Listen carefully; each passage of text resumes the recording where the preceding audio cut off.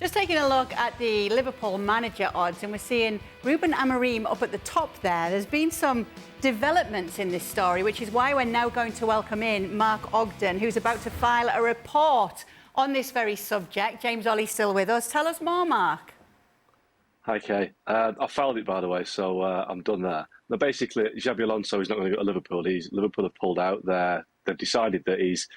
The word they're getting at Leverkusen is that Alonso wants to stay at Leverkusen for at least one more year. So Liverpool are having to look elsewhere. I mean, there's been a few little inklings this week that Alonso wasn't totally keen on being the guy after Jurgen Klopp at Liverpool. But prior to that, I think we've been on the show and talked about it recently that, you know, Michael Edwards has gone back now as the CEO of Fenway Sports Group, who are the football CEO, who are Liverpool's owners. And he has ideas that are different to what people maybe think about Xabi Alonso.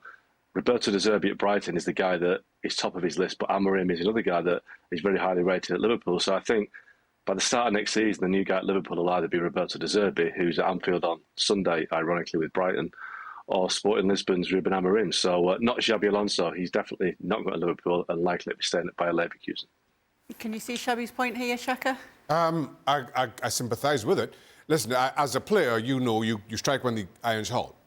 Big clubs come in for you, you move. As a manager, it's a different dynamic because you can manage for so much longer.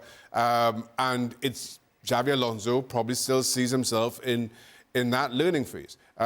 So it comes down to a very personal decision, one that if he stays at Leverkusen, you've got to applaud. Because I think he's seeing a bigger picture to this than many of us are. It's a risk, isn't it, for him? To an extent, because you never know how football turns. When it comes around again. You know, Leverkusen at this moment in time look as if they're going to win the league this year. They've got a handsome lead. Played some great stuff. He's done a great job there. But who knows what next season brings? It could bring, you know, out of the Champions League in Germany in terms of they could be mid-table. You know, you look at what happened at it's a different scenario. But you look at what happened at Leicester City. You know, Claudio Ranieri, one of the most experienced coaches on the planet, goes in there, does this magnificent job. Yeah, there's a bunch of guys already there. They win the league. It's an amazing story. I mean, it's just an incredible story. And then next year he's sacked. Things can just turn. So sometimes you try and, you know, plot a way to get somewhere in the end, but it doesn't always work out that way. But I can understand it's a bit like not wanting to follow Fergie, isn't it? So you're not too surprised then that he's pulled out of this option? I'm a little surprised because football, it can change very quickly. A good manager can become an average manager pretty quickly, and those big jobs can go away. I mean... And to that point, as I was saying, if you're a player, you strike while the iron's hot. If Leverkusen lose 4 or 5 of their players this summer, which is entirely possible because, again, players' careers are shorter, you move when the opportunity is there. If they lose 4 or 5 players, things look very different for Xabi Alonso. Might it be that there's more options available to him right now? Well, possibly, but I think the bigger story is Liverpool, really. I don't mean... I mean, Xabi Alonso will do what Xabi Alonso will do, but this is a huge, huge void to fill at Liverpool. And De Zerbi's been great. This season, it's been a lot more topsy-turvy. If they go there at the weekend and get pummeled by this informed Liverpool team, and they have not defended well this year, Brighton, if they go there and get pummeled, it doesn't make him a bad manager, but it makes it a little bit more of a difficult sell.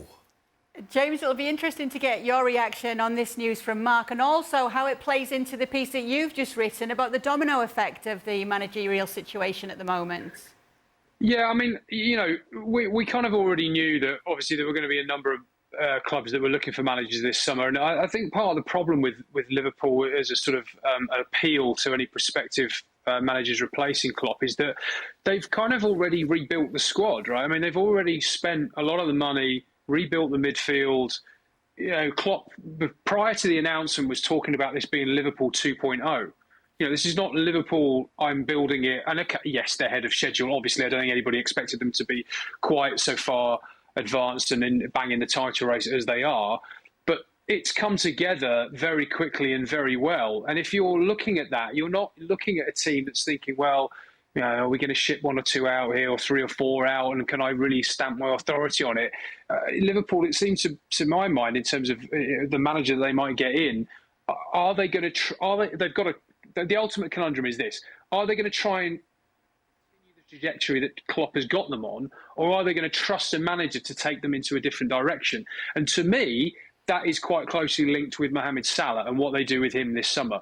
And Mark and I have debated this before about, do they decide the Saudi money, I think, is going to come again for Mohamed Salah in the summer. He's going to have a year left on his contract. And there's 2 ways you could play that. If they offer something crazy, if it's, let's just for argument's sake, say it's 200 million, which is the kind of ballpark they were talking about before, do you take that 200 million for Mohamed Salah and say, okay, to a new manager, yes, the talisman's gone, but this is the money you can reinvest and make this team, make this squad your own?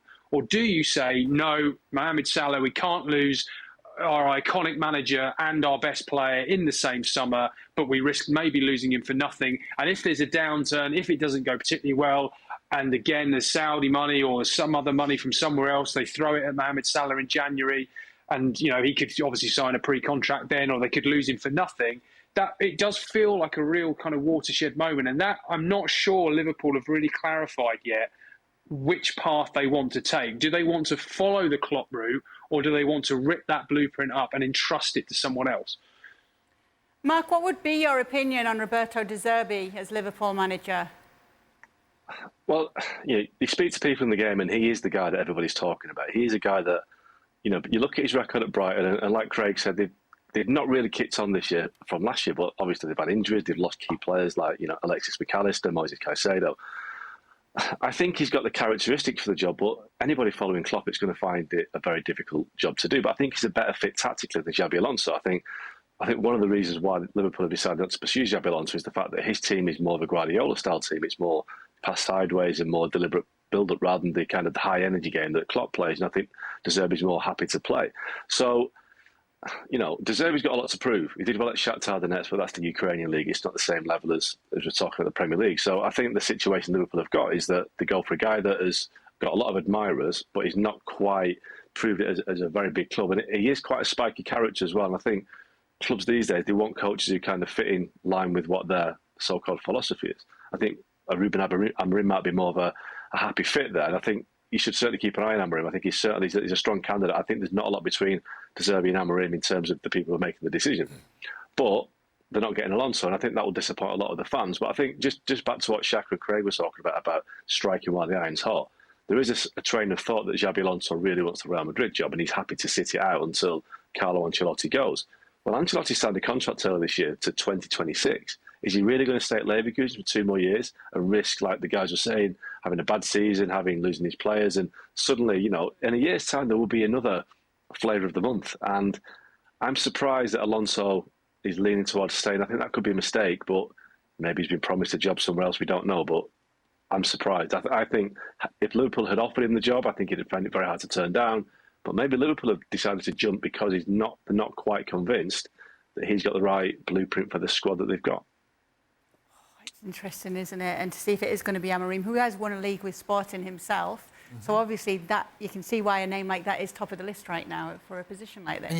And he's saying at the moment, well, what does at the moment is he wants to stay at Leverkusen, but there's a big gorilla lurking. It's called Bayern Munich. Do you know what I'm saying? And looking to sort of snaffle up anything it can get because Thomas Tuchel is going.